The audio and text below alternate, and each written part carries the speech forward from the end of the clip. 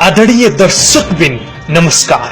आज फेरि हामी उपस्थित भएका छौं एउटा नयाँ विषयवस्तुको चिरफार गर्न। भनिन्छ कलाकार भनेका राष्ट्रका गहना हुन्। कला, साहित्य अनि संगीत बिना जीवन अधुरो छ।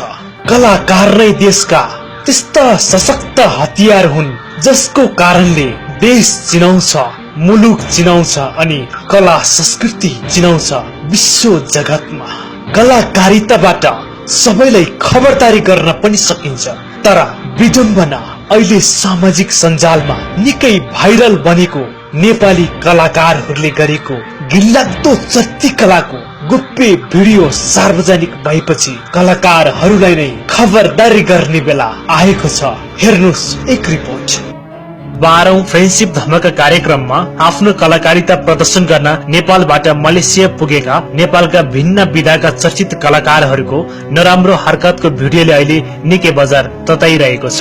मोडेल अनि गायिका ज्योति मगर, दुर्गेश थापा, हास्य कलाकार दमनडुपा खेती, नायिका कविता शर्मा, जादुगर महादेव लगायतका अन्य नेपाली कलाकारहरूले गरेको नराम्रो हरकतको भिडियो सार्वजनिक भएपछि अहिले सामाजिक सञ्जालमा निकै भाइरल बनेको हो। नेपाली कलाकारहरूले विदेशको भूमिमा गएर गरेको चर्ती कलाले गर्दा अहिले श्रोता दर्शकहरूले उनीहरूलाई हेर्ने दृष्टिकोण र गर्ने व्यवहार फरक देखिएको छ। कार्यक्रम हुनुभन्दा अघिल्लो रात तिनीहरूले गरेको हरकत हेर्ने हो भने आमा दिदी बहिनीसँग सँगै बसेर हेर्न सकिँदैन।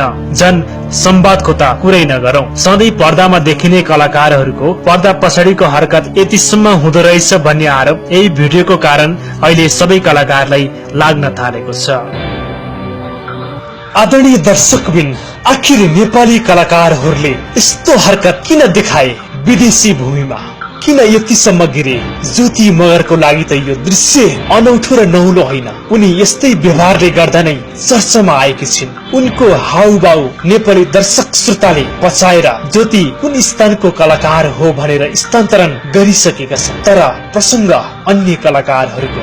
चर्चित हास्य कलाकार दमनडुपा खेती, जादुगर महादेव, नायिका कविता शर्मा र गायक अनि मोडेल दुर्गेश थापाले किन यस्तो हरकत गरे? के अझ बढी चर्चामा आउने कारणले हो या अन्य कारणले? आखिर यो भिडियो सार्वजनिक भयो कसरी? हेर्नुस् एक रिपोर्ट। नेपाली कलाकारहरूले मलेसियाको एउटा होटेलमा बसेर मदिरा पिइरहेको बेला गायक अनि मोडेल दुर्गेश थापाले यो भिडियो क्यामेरामा कैद गरेको कुरा यो भिडियोबाट यसरी स्पष्ट हुन्छ। त्यसैले तिमी जस्तो गायक फर्स्ट टाइम मैले देखेको छु। तिमीले चाहिँ भयंकर राम्रो भनिहाल्न किनभने तिमी अहिले विदेशी दक्षिणपट्टिबाट प्रभावित भन्छ पनि लाग्दछ। I love you Durgesh, then I love you Jyoti, then almost artist very very nice, you know. त्यसपछि दुर्गेश थापा नामक युट्युब च्यानलमा यो भिडियो दुर्गेश थापाले नै अपलोड गरेको कुरा यो दृश्यले प्रमाणित गर्छ। दुर्गेशले भिडियो अपलोड गरेपछि यो भिडियो सार्वजनिक भयो अनि हेर्नेले सामाजिक सञ्जालमा शेयर गर्दै गएपछि विभिन्न अनलाइन लगायत अन्य मिडियाहरूले उनीहरूको अपहज चर्ती कला देखेर यो भिडियोलाई प्राथमिकताका साथ समाचार बनाएर सामाजिक सञ्जालमा अपलोड गर्न थालेपछि यो भिडियो भाइरल बनेको हो। दर्शकबिन, जे भए पनि नेपाली कलाकारहरूले गरेको यो चर्ती कला घिनलाग्दो अनि नीच व्यक्तिले गर्ने व्यवहार भन्दा कम छैन। एउटा कलाकार भएपछि कलाकारको दायित्व भुलेर गरेको यो हरकत साँच्चै नै कहली लाग्दो छ।